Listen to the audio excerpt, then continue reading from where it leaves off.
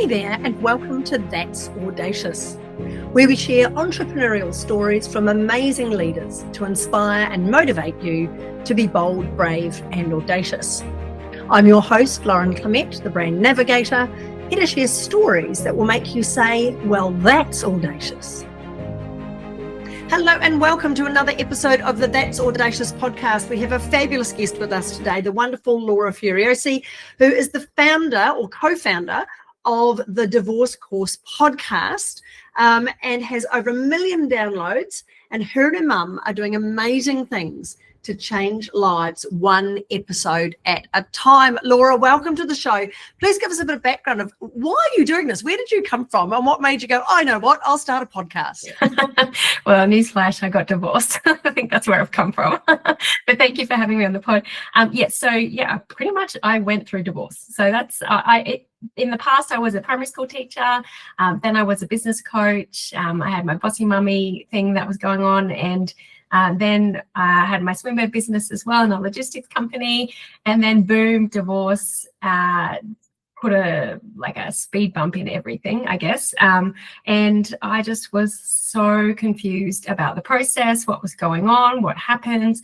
I was Googling and I was like not finding things out. And as a lot of people who probably listen to this podcast will know, you're smart enough to know this stuff. So luckily my mum is a family lawyer. So I would ring her all the time and I'm like, what the heck, mum? And even though I had my own lawyer, there was just big gaps of knowledge between the client and the lawyer or the services that were being provided for support or just the family court system in itself. There was just big gaps where everyone just assumed you knew what was going to happen next or what you had to say. So I saw this huge issue. That's where it came from. I basically just went through it myself and went, there's got to be a better way for this.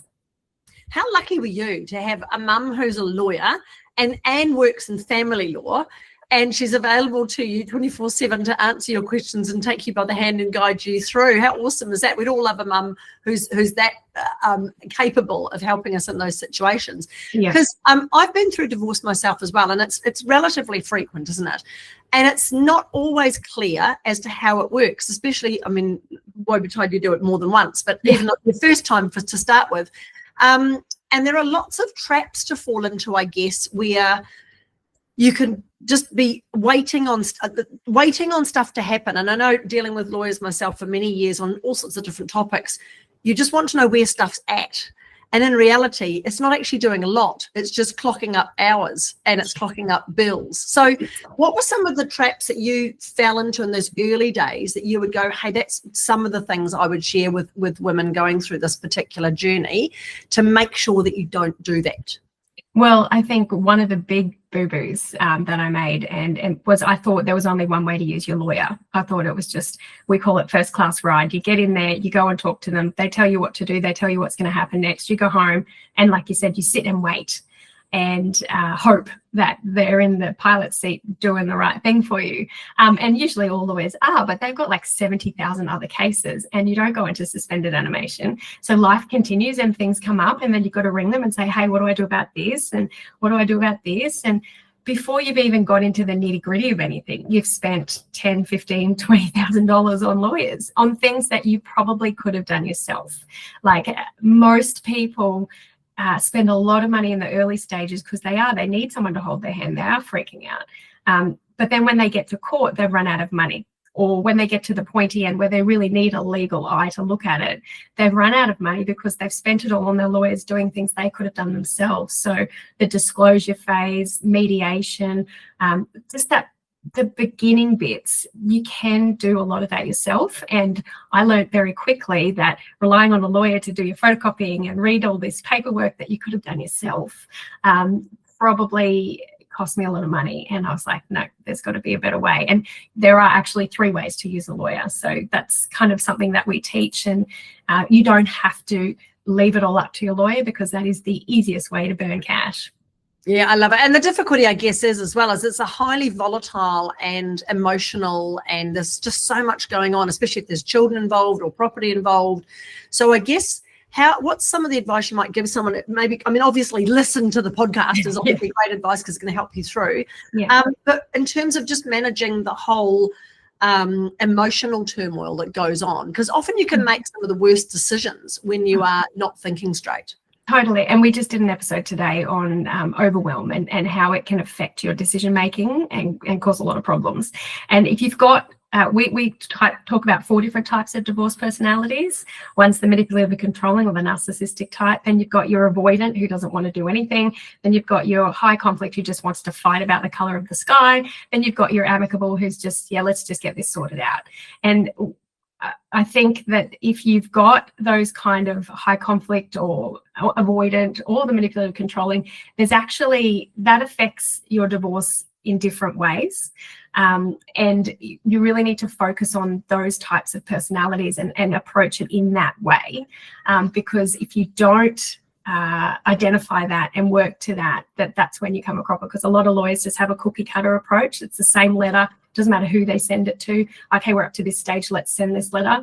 When you send that letter, an avoidant person might freak out and not even open it.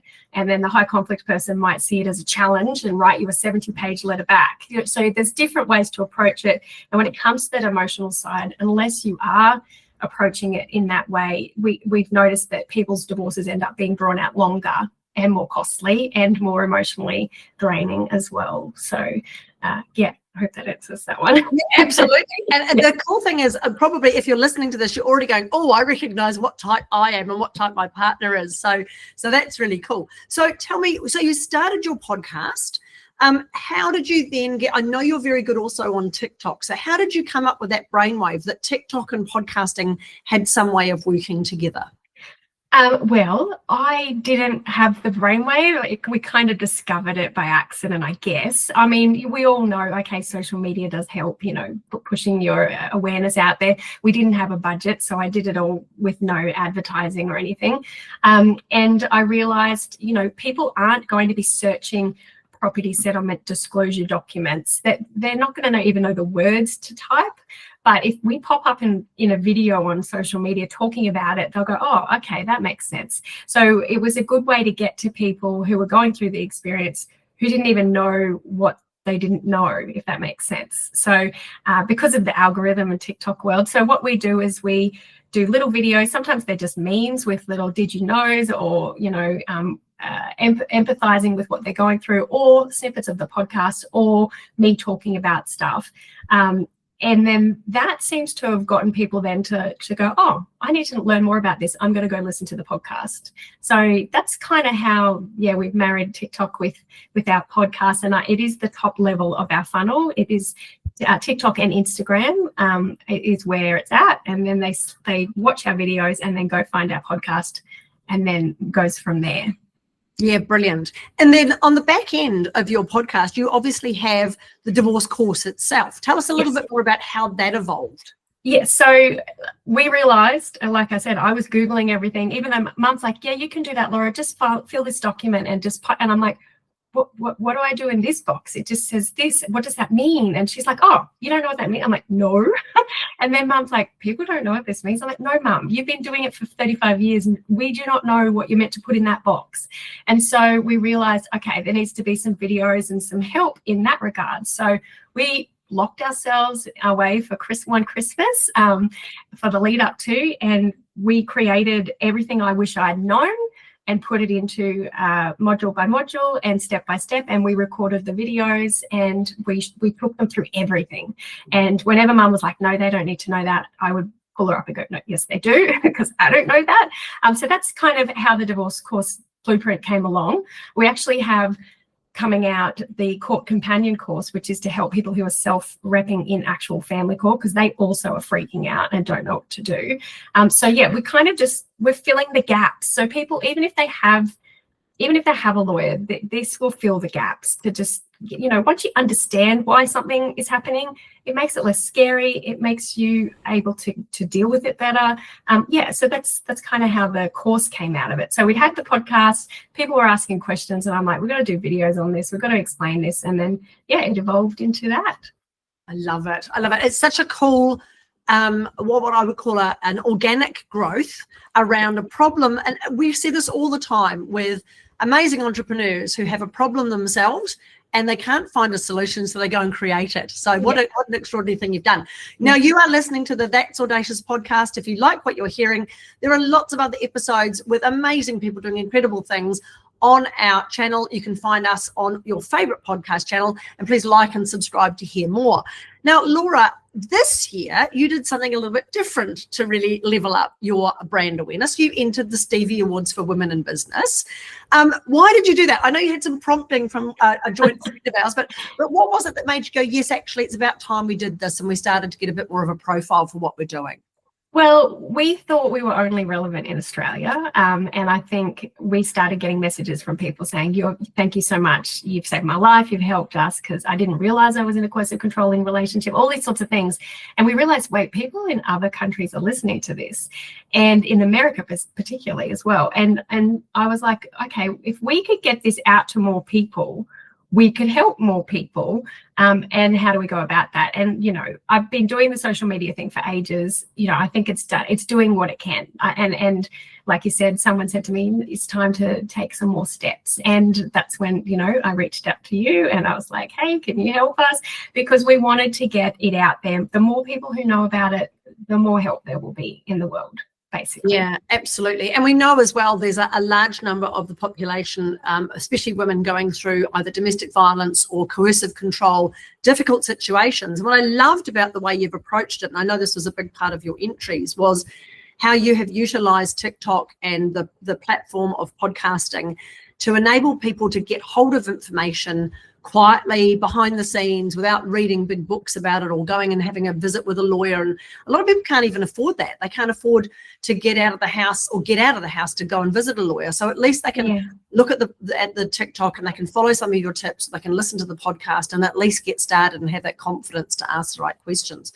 So well done. So you won 2 gold Stevie Awards at the International Stevie Awards for Women in Business, 1 for your podcast and 1 for your TikTok channel. So congratulations. That's extraordinary to walk away with double gold. What was the result of that? Have you seen any early or immediate results from that? Well, yes, but firstly, I want to thank you, because we wouldn't have entered it if we didn't have your help, because we are too busy. So strongly recommend to get Laura to help you.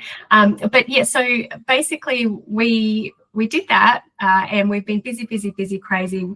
But then we were notified of those awards, and Mum and I cried. That was just great to know that, if we got the voice out there into the other countries. But on top of that, we got in the Courier Mail named the top 60 influencers in Brisbane, change makers, which was really awesome. And they acknowledged our Stevie Awards as well. And then Mum just got an acknowledgement from the QT University, from the Dean of Law and the head of whatever, saying we're so proud of you for your award and for what you've been achieving. And so I don't know how they found out about these things, but they have, and it's great because it's getting out there. So now that these people in QT know about it, that means more people are going to find out about it, and it's just going to progress from there. And like you said, we've got women and some men stuck in coercive control relationships, stuck in the same house, who wait till their ex or their partner goes to sleep and then they listen to the pod in the bathroom. So like we really are that little bit in the middle, and the more people we can reach, the better. So this award, getting that out there is just, it's valuable. It's just amazing. Yeah, brilliant. I love it. And the nice thing is that not only are you helping more people, but you're also being able to expand your services into other countries and to reach people. Because even if the legal system is different, the process is pretty similar, isn't it? And the approach that you need to take to it. Well, just identifying that you're in a coercive control relationship, until you reach and get help, it's really hard to know you're in it. Until you get out of it, or until someone points it out to you. And these people are too afraid to see a lawyer, too afraid to talk to a psychologist. So, sometimes it takes somebody to knock on their head and go, hey, this isn't normal. And that's the gap that this award has helped us reach more people over there. And they do, from America in particular, say, even though the law isn't the same, you've helped me realize, that I can do this, that you've empowered me and helping me get out of a dark place. Yeah, brilliant. And it is that, frog in the boiling water thing, isn't it? Is that you often don't understand that your situation is bad because it's slowly been turning up the heat. Yeah. So My question for you is, very quickly before we get to our last question of the interview, is what do other lawyers think of your services? Because you're not looking to replace lawyers, are you? You're just looking to guide people to make better use of the legal system. Yeah, funnily enough, to start with, they hated it and we got in trouble and people told us off and we just did it anyway. And funnily enough, now there are plenty of those kind of podcasts out there, and the one, actually a particular lawyer, barrister who told us off was on an episode of another podcast the other day. So I was like, okay, I don't feel so bad now. So look, a lot of lawyers now refer their clients to our podcast to fill that gap. A lot of the services do as well. So they actually love it. They love it. And a lot of lawyers listen as well because Mum is so experienced and she's been around since the Family Law Act came out, as opposed to a lot of the newbies. So they actually listen to it to get the tips as well, which is kind of funny.